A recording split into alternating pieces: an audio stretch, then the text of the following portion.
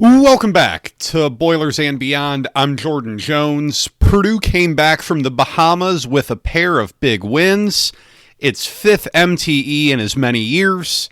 Getting another really nice win over Texas Tech, a win over Memphis. We'll talk about everything from a very eventful couple of games in Paradise, all the drama from the Memphis game, what's next for Boilermaker basketball after a 6-0 start has you feeling pretty good about where Purdue is. Plus, football season comes to a close this week. We'll touch ever so slightly on the Old Oaken Bucket matchup and why it really must be a bottoming out point for Purdue's program. If you don't, follow the show on Twitter at BoilersBeyond.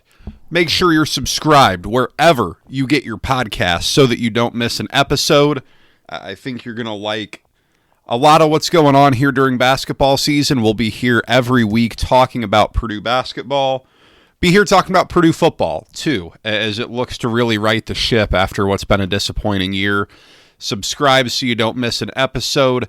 Always feel free to send in questions, things you want me to talk about. Do it on Twitter at BoilersBeyond, or you can email the show, boilersandbeyondpod@gmail.com. Nonetheless, Purdue goes down to the Baha Mar Championship and wins the thing. Purdue 80, Memphis 71, Purdue 86, Texas Tech 56. Two very different games. One very common result. Purdue wins its MTE for the fifth year in a row. Really, it's an insane streak when you think about the fact that it's in November, when there's so much unknown about all of these teams early on in the basketball season. When you think about that Purdue's playing good competition, you think back to that Mohegan Sun where I think that was the North Carolina team that made the national title game, and that was a J. Wright Villanova. The PK 85 was a great field. The Maui Invitational that Purdue won was awesome. It beat Gonzaga. It beat Tennessee.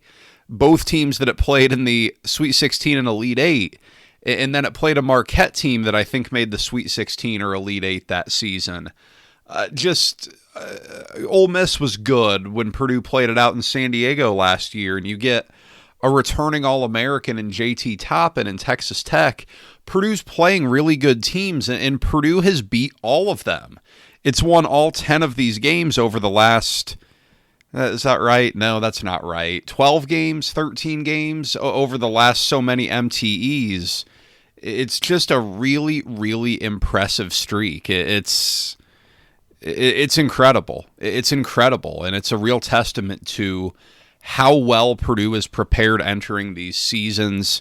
I think it's a very good reflection on some of the advantage, especially early in the season, of continuity, of Purdue not being a team that lives in the transfer portal. Purdue's involved in the portal. In all but 2 of those 5 seasons, Purdue's had transfers on the roster, but Purdue is largely a continuous group year to year, and I think you especially see in these November events when you're playing good competition, the advantage that Purdue has there as it puts together a resume that has really helped it. As you look at all of these NCAA tournaments, Purdue is seeded very well, seeded very favorably. And a lot of that comes in the fact that Purdue's playing and winning these MTEs at a really high level. I thought in that Memphis game, Purdue did what great teams do, and that is it found a way to win a game that was just utterly ridiculous. There was so much going on in that game. Some of it's just going to happen. And if you've been listening to this program for any period of time, you know that I'm pretty morally opposed to harsh criticism of officiating. I umpired my way through high school and college. I've done about 500 baseball games as an umpire. I really don't like criticizing officiating. It's not something I enjoy, and I think it's often the low-hanging fruit. But that game was so out of control. It was so unhinged. Memphis is about the polar opposite of Purdue when it comes to the brand of basketball. You know, you heard Fletcher Loyer after the game say that it was like an AAU game, and as you saw it, it was completely sideways with the physicality, with 3 technical fouls being issued. All were probably warranted. The technical on Doug McDaniel was like they were trying to get a hold of the game after it had already started to avalanche. It's like the snowball's already going and you're trying to stop it. It just wasn't gonna slow down. Memphis's length and physicality did give Purdue some problems early on, but as you look back at that game, Purdue was getting decent shots. It's not like Purdue was settling a bunch. It's not like Purdue was turning it over a ton. Purdue finished that game with, let's see here. How many turnovers did Purdue finish that game with? With 11 turnovers, only 4 in the first half. And I don't know, a couple of those were late in the game. Purdue took care of the basketball pretty well. It was getting decent shots. It just wasn't making them. Purdue went into halftime of that game 4 for 14 from 3. You make a couple more of those, and suddenly you have a 7-point game, a 10-point game, and it just feels entirely different. But Purdue did what great teams do, and it found a way. Trey Kaufman-Renn picking up the 3rd foul on the technical before halftime was when I really wondered if Purdue was going to be able to win that game, because the toothpaste was out of the tube. The game was out of control physically. Purdue was in dire foul trouble. Daniel Jacobson had 3 fouls too. So you go to the second half with really 2 of your 3 big players on the bench with 3 fouls, and Memphis was really doing some good things at disrupting Purdue and getting Purdue out of its game, and Purdue just found a way. Purdue got off to a good start shooting. Fletcher Loyer was shooting at a rim that he felt was the right height. That was hilarious. It just added up to all of this game being utterly ridiculous. The floor was wet. Guys are slipping everywhere. But Purdue found a way to survive, and that's what great teams do. It's not always going to be pretty. It just isn't. But Purdue found a way to dig deep. It hit some big-time shots. We'll get to individual players here shortly. But Purdue found a way to win a game when Braden Smith didn't shoot well, when Purdue shot okay from 3, but it wasn't a dominant performance by any means, but it's not going to be every night out. It just won't be. Purdue was able to out-rebound Memphis, but only by 3. Memphis went with a different look. Purdue had real foul trouble. Purdue won the game. Purdue moved on. And it got the game that it flew down there for. In all reality, that was the first games were certainly closer than the experts would have predicted, to borrow one from Brent Musburger there. But no, Purdue and Texas Tech were the 2 teams that everyone wanted to see there. We got it. We got Purdue versus Texas Tech, and it was a splattering. It was the type of dominant blowout performance that you dream of. It's the type of game that just really jumps off the page of, wow, this team is really good. We'll see how good Texas Tech is. I don't know. It's down to 30 on KenPom as I sit here right now. Its defensive efficiency numbers aren't particularly good. It's very early, but I wasn't super impressed with what Texas Tech did against Wake Forest, and Purdue completely shut that offense down. It's one of the more impressive defensive performances I can remember in recent memory. Now, we'll see ultimately how this win ages as the season goes along, what that win looks like for Purdue. But for what we know right now, it's a pretty good team. You have an All-American in JT Toppin, and Purdue did everything you could have hoped for on him. JT Toppin finishes with 15 points on 13 shots, 8 rebounds, couple of turnovers. You take that stat line going in. that he's going to need 13 shots to get 15 points. You're pretty happy there. He took a few threes early on that Purdue didn't want him, that Texas Tech didn't want him to take, that Purdue was thrilled to have him shoot. All in all,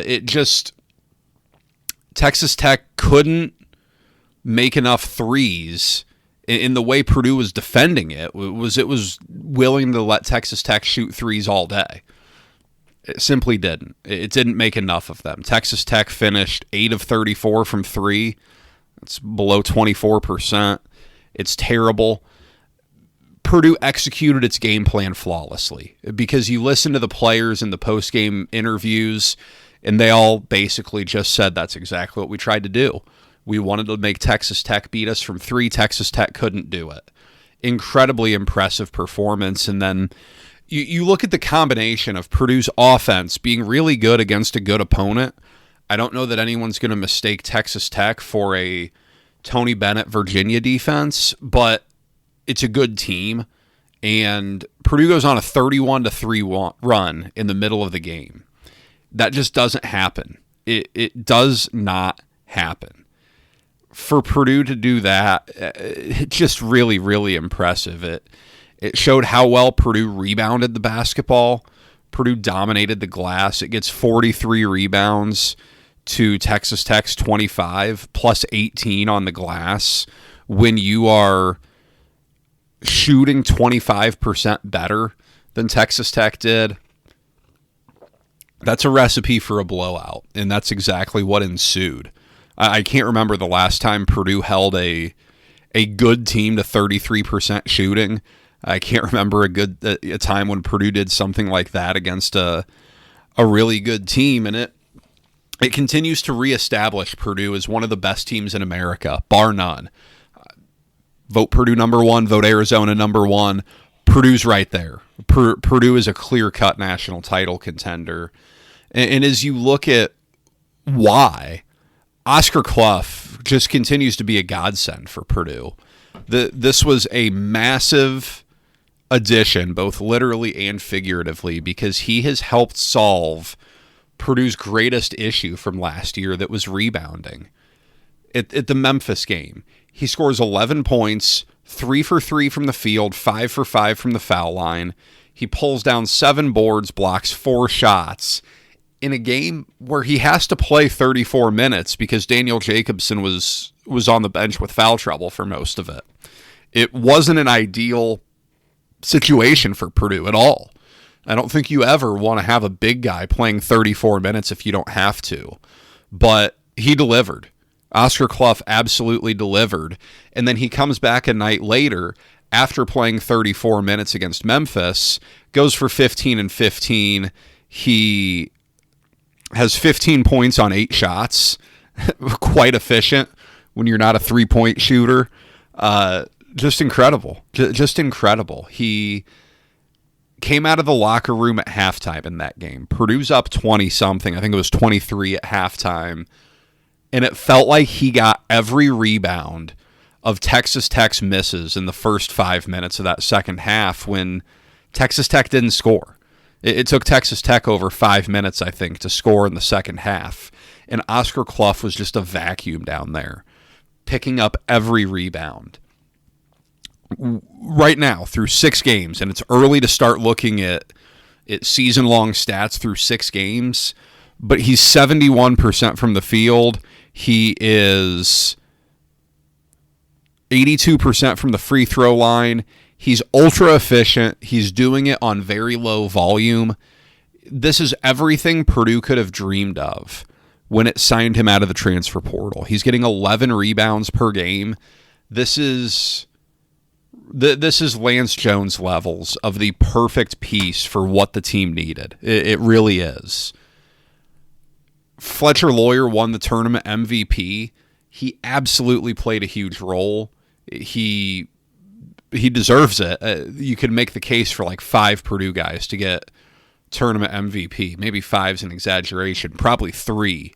But that second half against Memphis, he scores 18 points in that second half, helps Purdue pull away, helps Purdue survive, hit some really big threes early on in that second half when Purdue was just battling to stay alive with Trey Kaufman-Renn on the bench.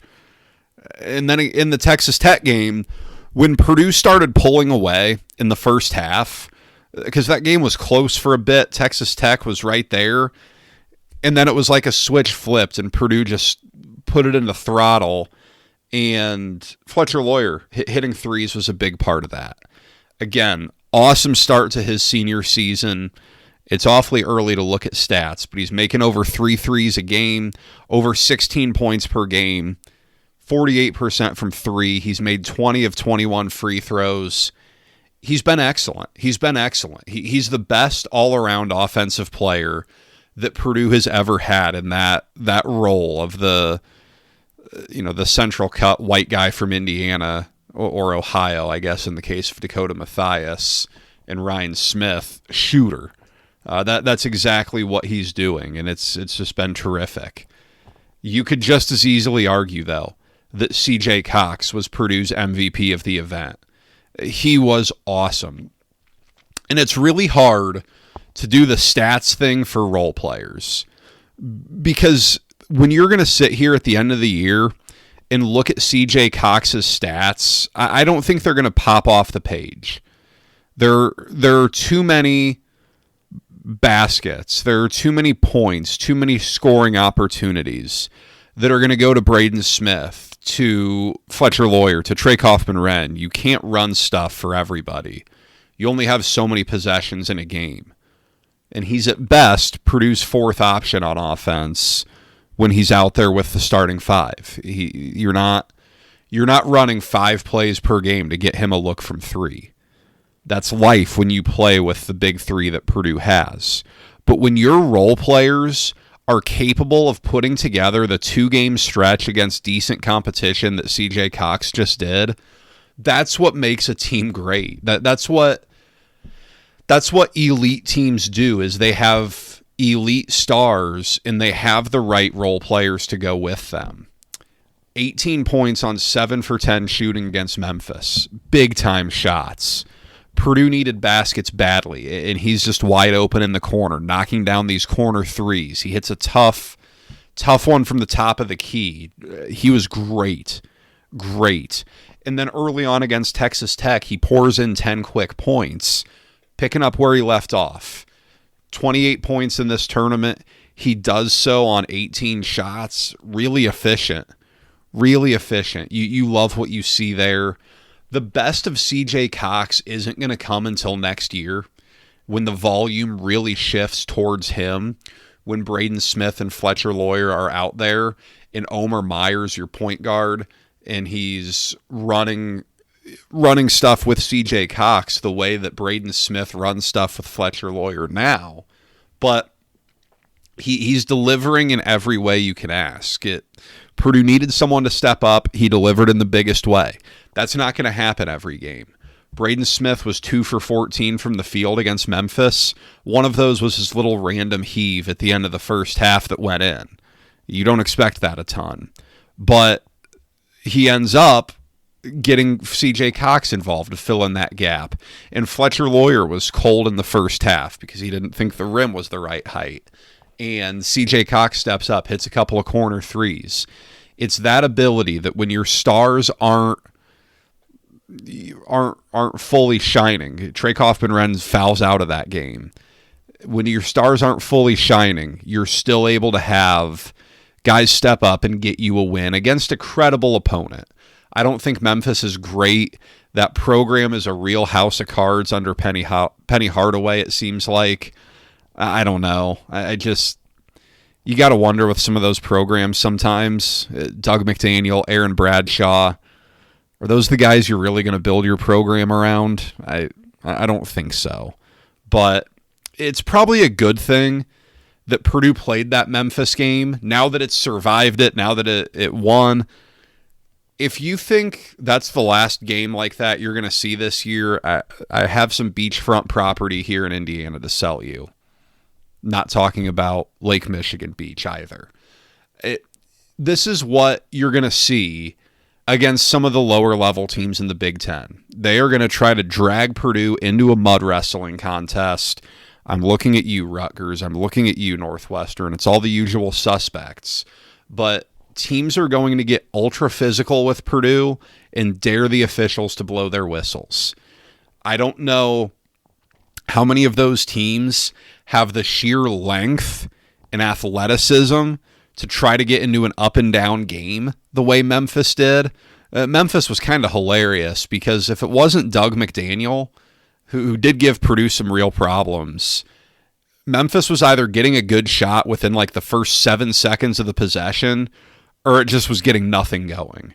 And I don't know how many teams in the Big Ten are going to be like that, but Purdue is going to see teams try to adopt that style. It's a long season. It's a really long season, and there are going to be a lot of teams that simply just can't match up with Purdue body to body. There really aren't many that are capable of going man-to-man with Purdue, but I think you're going to see that more. You continue to see Omer Meyer just really be impressive. It's not even a stat thing with him. It's just a feel thing.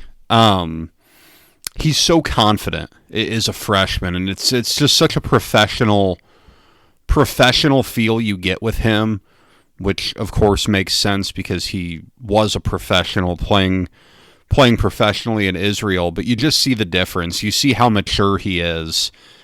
Now and then you do get a turnover that you don't love, but where he is now, where he projects as the season progresses, and then my goodness, as you project forward to him next year running the show, there's so much to be excited about. That was just a wonderful find for Purdue, a wonderful get when he came on board. And Daniel Jacobson has a little ways to go. You saw that in especially the Memphis game, but a little bit of the Texas Tech game too, or early on before that thing kind of divulged into garbage time really early. Got to keep it simple with him. Got to keep it simple with him. You've got to remember, he missed all of last year with an injury. So he's still figuring things out a little bit. He's still figuring things out in a game setting. He's thin. He's really thin. He does some really good things for you, but you got to keep it simple. I think you really have to play him with Trey Kaufman-Renn. He and Benter on the floor together is a lineup that really is going to struggle to rebound. That's a concern for Purdue. But again, this is getting really nitpicky. I think it's like I said, before the Akron game, a game against a good team. If you really want to judge Purdue with strict scrutiny this year, which it more than deserves based off of the expectations that are set forth upon it, these are things that you kind of notice and that you just take note of that matter. Not a huge deal, not the end of the world, but something that you will just take note of here. Purdue gets Eastern Illinois on Friday, a Black Friday noon tip-off. Eastern Illinois is absolutely terrible. They're 2-3. A win over a non-D1. I watched a lot of their game against Valpo. They're bad. They're bad, man. Outside of the top 300 on Ken Pom. Cooper Jacoby plays there. That's probably going to be a TV broadcast talking point over and over as this game becomes a blowout. He was a teammate of Trey Kaufman-Renn's at Silver Creek in high school. So there you go. There's your fun fact of the day. Ken Pom projects Purdue as a 33-point favorite. Sounds about right. Purdue can probably name its score. Purdue can probably name its margin of victory in that game. But you start to look ahead to the month of December. Because for all intents and purposes here, you have one game left in November. You're probably in pretty good shape there. Your December schedule is not a walk in the park, but it's not crazy difficult. Your two Big Ten games are at Rutgers and versus Minnesota. Rutgers has dropped like a rock in the predictive metrics to start this year. It's down like 40 spots at Ken Pom from where it started the season. As you look at the results it has to this point, it's not great. I watched Rutgers against Rider. That's the only time I've seen Rutgers this year at That game was a 28-point win for Rutgers, but it wasn't that easy at all. It wasn't that easy at all. And Ryder is one of the worst teams in the country. Rutgers is bad, man. Rutgers isn't good. I think Purdue's, Purdue has that curse, right, where it goes on the road for this December Big Ten road game, and it's really struggled. This is a Rutgers team that just lost at the rack by 14 points, 13 points to Central Connecticut State.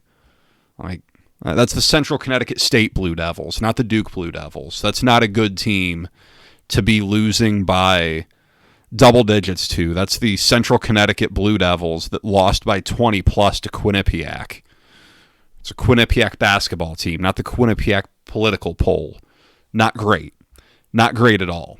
And then you get Minnesota home, who, again, if you look at this, new coach, year one for Nico Medved, had to go to overtime to beat Doug Gottlieb in Wisconsin Green Bay. Chicago State's outside the top 350 nationally at KenPom, and Chicago State was up in that game in the second half. It wasn't good. This was a 1-point game with 10 minutes to go. It lost by 23 to Mizzou. Minnesota just lost by 12 to San Francisco. Not good. Not a good Minnesota team. You look at your Iowa State and Auburn games. These are both going to be real challenges, but you get Iowa State at Mackey, you get Auburn in Indianapolis. You feel pretty good about Purdue playing anyone short of the 96 Chicago Bulls in those atmospheres with this team, with the crowd advantage.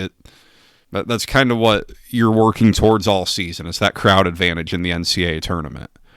Memphis doesn't look, not Memphis, Marquette doesn't look so hot. Marquette does not look good. That is a really interesting situation that I'm sure we'll talk about a little closer to that game, but you want to talk about a real interesting case study on the transfer portal and how you approach it. That's Marquette. 23-point loss to Indiana, losses to Maryland and Dayton mixed in there. We'll see. It's not great when Purdue's projected as a 17-point favorite by KenPom in that. But you got to go out and do it. And the data would probably tell you it's about a coin flip, but there's a real legitimate chance that Purdue's entering 2026 with a 0 in the loss column. And this is just further reflection of a legitimate national title contender. It's Sunday night. You may know who's number one for the upcoming week's AP poll by the time you listen to this. Whether it's Purdue or Auburn, it's up to you. It's up to the voter. There's a great case for either of them. Both have terrific resumes. Both have some really good wins. Don't get too worked up about this stuff. The AP poll is what it is, man. Don't get too worked up about it. It's not a big deal, especially this early in the season. And if we're being honest here, if it's Purdue and Arizona 1-2 all season, it doesn't matter. Arizona is not getting the Midwest region in the NCAA tournament. It's great to have the one next to your name. It's a great branding thing, but it's not too big of a deal. This is exactly the start to the season that you'd wanted. You've faced some adversity. You've had to play without Trey Kaufman-Renn more than you'd like, with 2 full games and then an abbreviated amount in the Memphis game. But you've overcome some adversity. You've won different types of games. Really, really impressive. We're in the final stretch of 2025. It's Thanksgiving week. Christmas is just around the corner. We're all checking items off of our lists. And did you review your insurance program this year? If not, the time is now. As an agent with Indiana Farm Bureau Insurance, I'm here to make sure that your insurance program is exactly where you need it to be. Give me a call at 317-846-5861 or email me at jordan.jones@infarmbureau.com. Let's make sure your entire insurance program is set for 2026. We go from talking about basketball and it really being on cloud 9 to Purdue football, where the vibes are about polar opposite here as Purdue goes into Indiana week. I'm not going to sit here and break down the game. Indiana's a 28.5-point favorite. Indiana's 11-0. Indiana's number 2 in, I think, all of the rankings, the AP poll, the college football playoff poll, as of right now at least. That probably won't change. Fernando Mendoza is, I think, odds on right now. I think he's like minus 110 to win the Heisman Trophy. Look, this if this isn't rock bottom, it sure feels like it. You know, for the better part of Purdue's football history, even when the Boilermakers have been struggling, fans could hang their hats on winning the Old Oaken Bucket. Purdue leads the series around 2-1 overtime, a little bit less than that. But Purdue has largely controlled this series over time. But, you know, you look at this spot now where Indiana's lost 2 games over the past 2 seasons. Purdue's won just 3 games over the past 2 seasons. Indiana handed Purdue the worst defeat in program history last November. Look, this can't happen again. You can't. There are so many things about this that are just really troubling, and I was doing some research earlier today. If Purdue loses this game, Purdue will have won 3 games over the last 2 years, 3 games in a 2-year span. The last time Purdue had that little success in a 2-year period was 1941 and 1942. It's been a while, and I don't know what the situation was at Purdue during 1941 and 1942, but college football history and world history, there were some bigger things going on for college-aged men than college football at that time. This can't happen again if you're Purdue. You can't fall this far behind your biggest rival. You've seen what it's done to your fan base. You know, obviously Purdue fans want to be good. Obviously Purdue fans aren't sitting here and accepting a 1-11 and a 2-10, and even before that a 4-8 season with a smile on their faces. But that happening while your biggest rival, your in-state rival, is achieving the greatest success in its program history and really unprecedented turnaround under a new coach like Curt Cignetti, this can't happen. This can't happen. I don't know how sustainable this is or not for Indiana. Time will tell. History would tell you no, but there are a lot of things about history that probably don't apply to current college football. Purdue can't be non-competitive in this series. There's too much fan base morale. The state of Indiana is too important. It's just detrimental to everyone involved. It's a real gut punch for absolutely everyone involved. And next week on the podcast, we're going to do a deep dive into the state of Purdue football. So, you know, I'm not going to talk too much about the big picture stuff here because that's going to be the bulk of next week's episode, unless there is earth-shattering news that comes from Purdue's Black Friday matinee against Eastern Illinois. I can't imagine that there will be. But this can't be the norm. Purdue has to find a way to get out of it. This is your last opportunity to evaluate your quarterback position. This is the biggest decision facing the Purdue football program right now. History will tell you, without a good quarterback, Purdue doesn't stand a chance. That's not guaranteed to be true forever. It isn't true for anybody. You can win in a number of ways in football. Historically, though, it's been about the quarterback at Purdue. What you've gotten from the quarterback position this year is not good enough. It isn't. Purdue's thrown more interceptions than any team in the league. It's toward the bottom in completion percentage. A lot of that yardage came in September. Purdue hasn't thrown for more than 167 yards in a game since the Northwestern game when it didn't score. The passing game's been a disaster. What's your game plan there? How do you split the reps? And what does it all mean moving forward?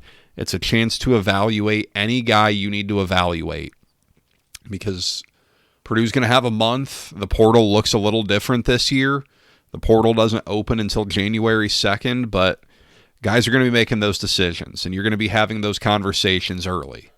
What's your game plan? How do you evaluate what you have? It's going to be interesting, and for Purdue, it's likely to be a rough one. I'm not going to sit here and lie. You know, it's going to be a very pro-Indiana crowd at Ross-Ade Stadium, something that hasn't happened all that often in recent memory. Barring a miracle, it's probably going to be one of the rougher nights for Purdue fans at Ross-Ade Stadium, and ultimately for Purdue, hopefully it can serve as the end of the chapter. That's been a really rough couple of years for Purdue here. But I wanted to say happy Thanksgiving to all of you. I am very, very thankful for the audience we've built here over the last 6 years of doing this podcast. This is 6 football seasons come and gone. It's flown by. It's been a lot of fun. I appreciate all of you. Thank you for those of you who send in questions, make this a lot of fun. It really is enjoyable. If you like the show, give us a 5-star review. Tell a friend. Always looking to get more folks listening, getting more folks interacting. Lots of Purdue fans out there. It's going to be a really exciting basketball season. I think you are going to like everything that we've got coming up. And if there's anything you want to see, always send it in. Send me a message on Twitter @BoilersBeyond. Email me, boilersandbeyondpod@gmail.com. Very, very thankful for you all. Safe travels to those headed into West Lafayette for the Big Friday. Football and basketball on the same day. It'll be a fun one. Hope you all have a wonderful Thanksgiving with your family, with your loved ones. Enjoy the turkey. Enjoy some good football. Last week, college football regular season. Time flies, man. Time flies. I appreciate y'all. We'll be back here next week. We'll take that deep dive into the state of the Purdue football program.